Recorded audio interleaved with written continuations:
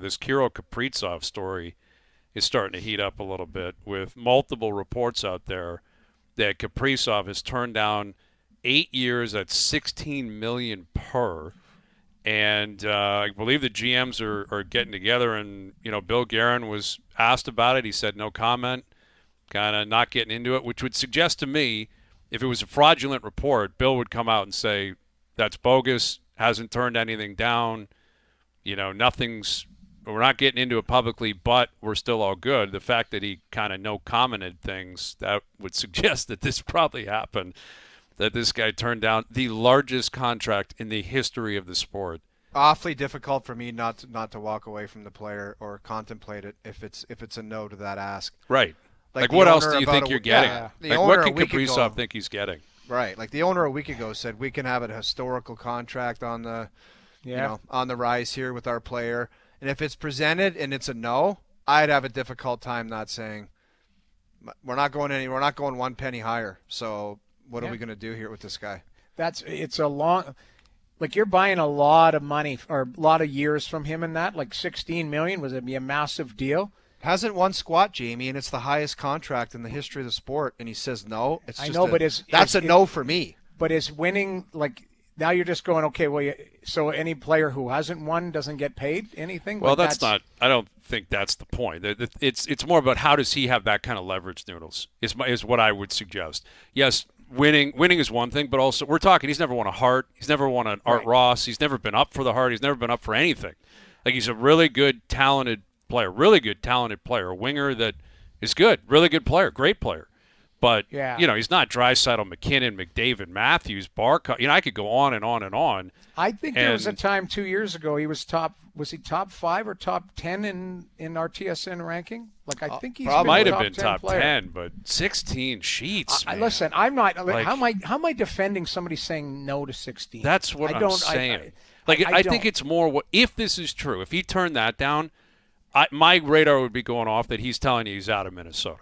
Like, I'm just not interested in playing in Minnesota anymore. Bingo. Unless it's just – I worry – I can't verify this. I worry that the agents get in these guys' ear and say, sign short term, you can take, 3-4 years at 16, and your next contract when the cap's at 120 is going to be something with a 2 in it. Mm-hmm. Jamie, and who gives a, hey, 120 – Oh, I'm telling you, the difference between $4 and $8 million per year on an 8-year deal. We're talking another $30 million. I know, but there's a lot of risk involved. You could get injured. For anyone to say no to 128 in the richest contract in the history of the game, I'm sorry. That just doesn't seem right to me. Where you're looking for a short term, and then it's got a Kawhi vibe to it, where it's like, let's just do this deal, then maybe there's some more at the end of the rainbow. It's like, come on, man. I never had that. Oh, I'm sorry to interrupt. I never had that as a player. I wanted Me neither. I wanted, but the thing is a lot of these guys are like confident enough to bet on themselves to go. They're not looking at it like, hey, I'm putting 120 in my pocket. It's like somebody's got in their ear going, yeah, you can get 120, or you can have 160 or more, which is fine. But but if that's the case, then just tell the team that, like, why waste your time with an 8-year offer if you're Minnesota if you know that.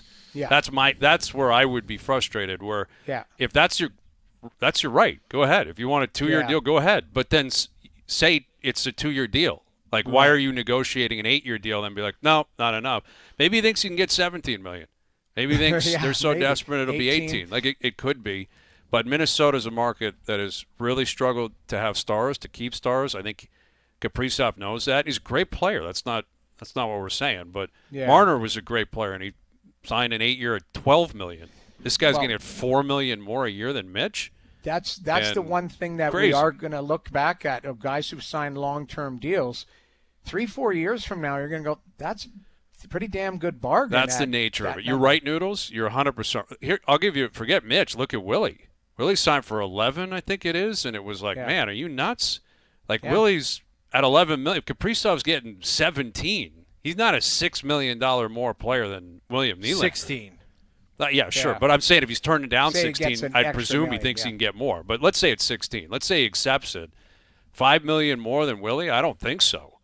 Yeah. And, that you look back on every deal, and that's the importance of getting out in front of it. And locking these guys in, and then they have to pull their weight.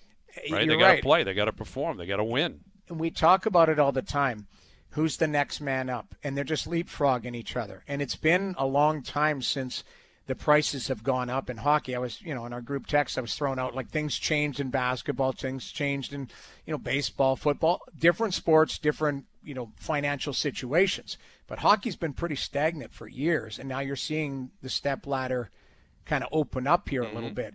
Like it'd be interesting. Like, I don't think McDavid's all about money. I think he's looking at, again, bring it back to McDavid, like he's looking at all different factors.